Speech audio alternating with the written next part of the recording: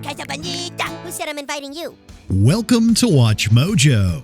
And today we're counting down our picks for the most legendary moments from this long-running comedic triumph. Dude, I think it might be best for us to never piss Cartman off again. Good call. Number 20, Chef's Death.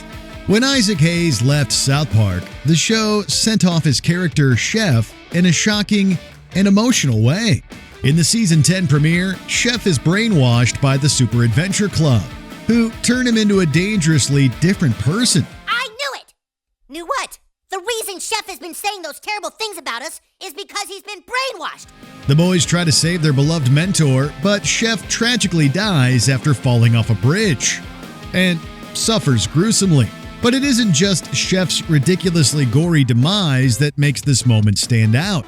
The return of Chef marked the death of the adult that the main boys trusted most, as well as a bittersweet end to the relationship between Hayes and the creators. And in the end, I know that somewhere out there, there's the good part of Chef that's still alive in us all. Number 19, Kyle's censored speech. If you've never seen this episode, and the one immediately preceding it, that's because it's nearly impossible to find. Oh, thank God. Hey, Muhammad. Really sorry about all this, dude.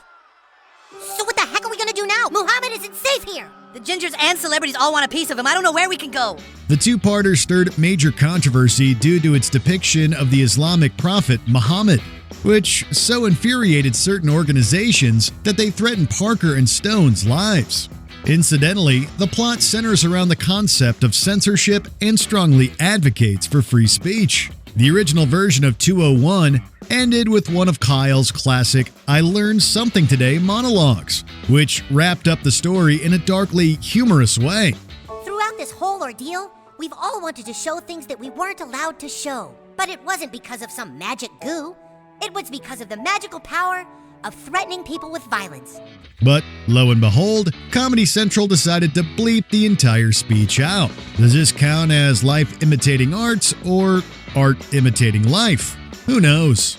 Number 18, poking fun at Game of Thrones. The hit HBO series was huge at the time this trilogy aired.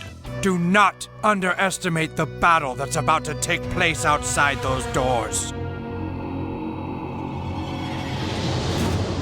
Winter is coming.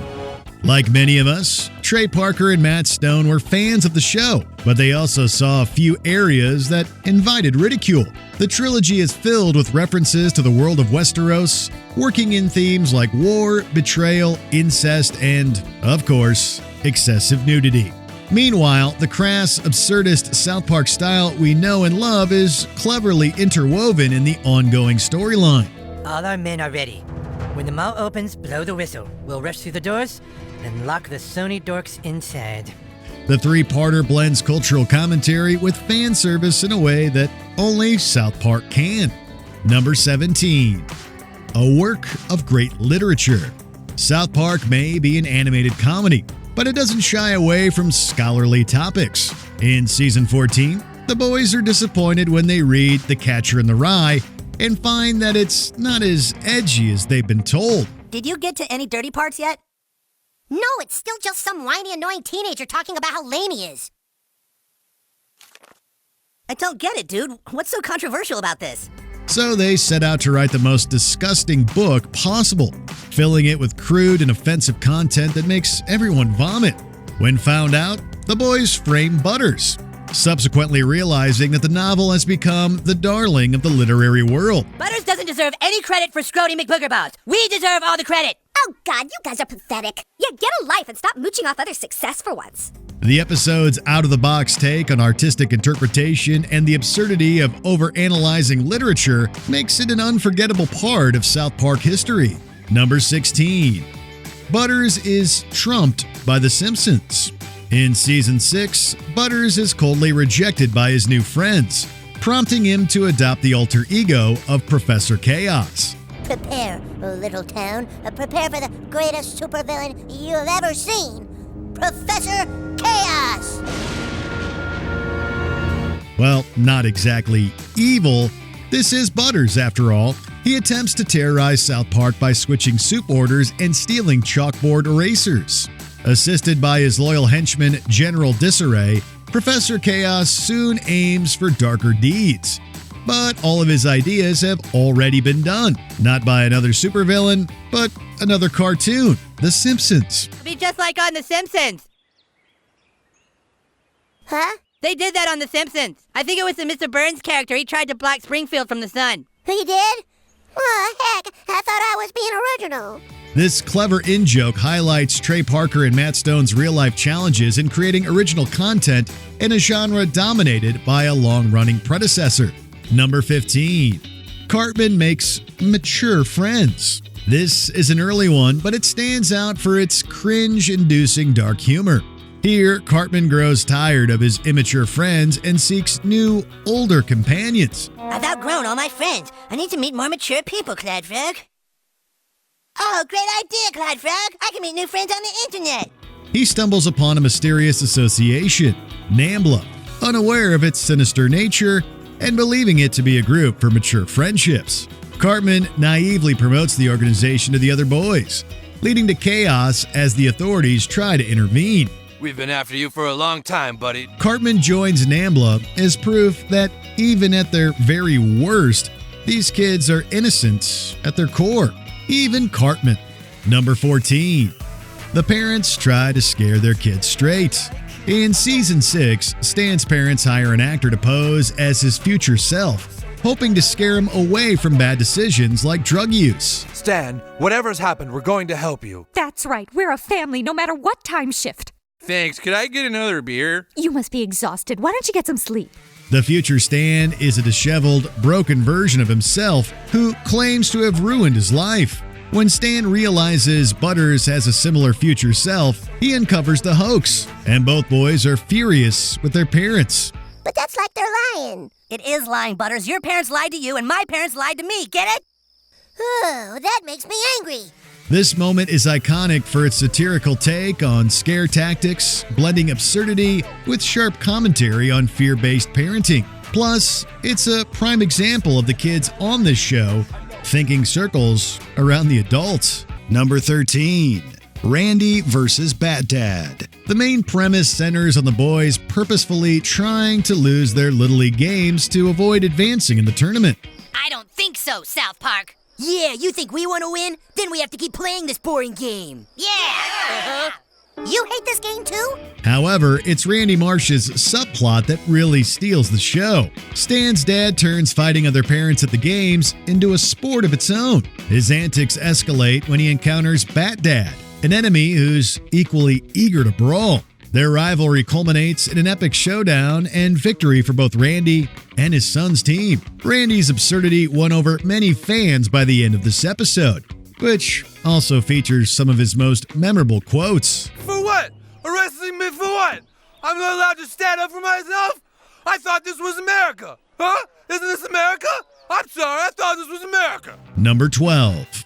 Mel Gibson. Anyone with even a marginal understanding of the show knows South Park loves to rip on celebrities, but few have received the South Park treatment quite as harshly as Mel Gibson. When the boys watch his controversial 2004 film, each reacts differently to its intensity. I've seen The Passion 34 times now, Kyle. You haven't seen it once. Kyle is horrified by its depiction of his people and consumed by guilt, while Cartman idolizes Gibson with disturbing enthusiasm. Stan and Kenny, however, simply dislike the movie. They set out to get their money back from Gibson, only to discover he's completely unhinged. Dude, can we please just have $18 back from you?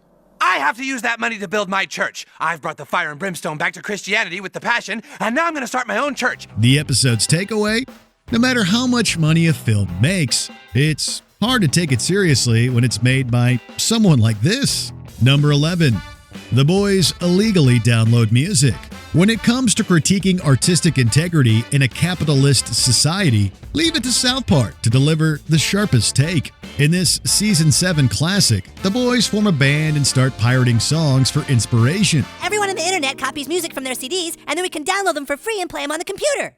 All right, cool. Let's download some Metallica and some Stevie Wonder. Before long, they're given a serious lesson on the devastating impact illegal downloading has on poor, innocent musicians. Meanwhile, Cartman forms a Christian band, quickly skyrocketing to fame under the guise of doing it all for God. Hey, your love is my light. You know when I'm without you, there's a black hole in my life. Oh, I wanna believe it's alright, but I get lonely in the night, and it's up to you to save me.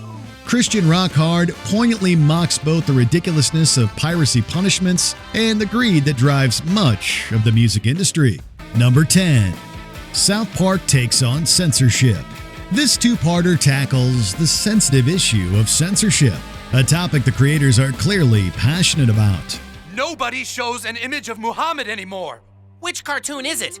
What cartoon would be so insensitive as to have Muhammad as a character? Who do you think? The cartoon that's always pushing buttons with their careless toilet humor. Family Guy. The town's younger generation learns that Family Guy, a show Kyle likes but Cartman despises, plans to depict the Islamic prophet Muhammad, igniting global outrage and fear of retaliation.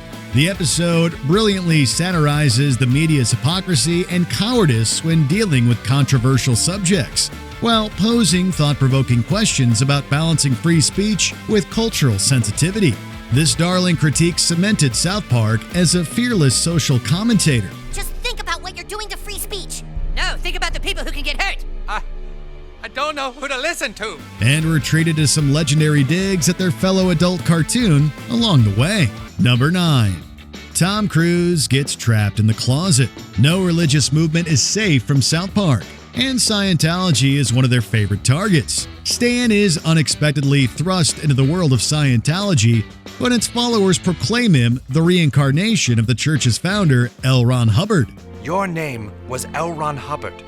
You revealed a secret which began the whole Church of Scientology. The episode pulls no punches, mocking the religion's beliefs and taking aim at several high-profile members, including John Travolta and Tom Cruise. It even ends with Stan daring critics to sue him, a bold move considering the backlash. Well, go on then, sue me. We're going to! Okay, good. Do it. I'm not scared of you. Sue me. Number 8. The Blood Sacrifice. You'd be hard-pressed to find a holiday special that's darker, not to mention more bizarre, than the Season 8 finale of South Park. This is going to be the best Creator Christmas ever. What starts as a seemingly innocent tale takes a twisted turn when Stan encounters a group of adorable woodland creatures preparing for the birth of their savior. As the plot unfolds, it's revealed that these cute critters are actually part of a satanic cult attempting to bring forth the Antichrist. Not only does Stan get a front row seat to one of their rituals, but he's dragged into their evil plan, despite his attempts to ignore the omnipresent narrator. Leave me alone. He knew that only by going to the forest could he... All right. God. Merry Christmas, or Hail Satan, from your friends in South Park. Number 7. Kanye West becomes a gay fish. When your ego is as massive as Ye's, you can't expect to be spared from this show's wrath. In one of South Park's most memorable celebrity takedowns, West fails to understand a joke that begins with the phrase, "Do you like fish sticks?" And you like fish sticks. Yes. You're a gay fish. No, I am not no gay fish. Evidently the only one on the planet to not get it, West spirals into frustration, determined to prove he's not a gay fish. The joke escalates as Kanye's overblown sense of self-importance takes center stage, leading to his jumping into the ocean and fully embracing the role of a gay sea dweller. It's time for me to stop running. I need to believe what people tell me. Let all my fans know I love them. But a gay fish just can't live in the outside world forever. Don't be sad for me, guys. I'm going home! Easily, the best part of this gag is how perfectly in character West is portrayed. In fact, the real Ye reacted exactly the way you'd expect. Number 6. Butter's mom's evil plan. After getting his first speaking part in Season 3, Leopold Butters Stotch quickly won the hearts of South Park viewers. As such, the creators decided to give him his very own episode to close out Season 5. Everyone knows it's Butters. Well, that's me. But like most things in Butter's life, his day in the spotlight isn't exactly pleasant. Our hero unwittingly reveals to his mother that he caught his dad engaging in lewd activities with other gentlemen. This causes Mrs. Stotch to lose her grip on reality and attempts to harm Butters. And yet, in a warped way, Butters' misfortune managed to further endear him to fans. I'm gonna be okay. Really? No, I'm lying. It's a wonder that Professor Chaos didn't show up sooner. Number 5. The Boys Become Ninjas. This Season 8 premiere shows the South Park kids doing what they do best, being kids. We watch them unleash their imagination after purchasing martial arts weapons at a local market. All right, ninjas, let's go protect the world. Kick ass. With vibrant animation, dramatic sound effects, and a unique visual style, the main four and their friends in the neighborhood transform into skilled ninjas, engaging in intense anime fight sequences, one of which even gets a criminally catchy song. That said, it's still South Park, so this is all interspersed with biting humor and a reference to the 2004 Super Bowl halftime show Scandal. Many who love South Park consider Good Times with Weapons among the best. Number 4. Blame Canada. To die-hard South Park fans, the 1999 movie is nothing short of sacred, complete with a gripping story of rebellion, outrageous laughs, and lots of colorful language. The only thing wrong with the film is there isn't more of it.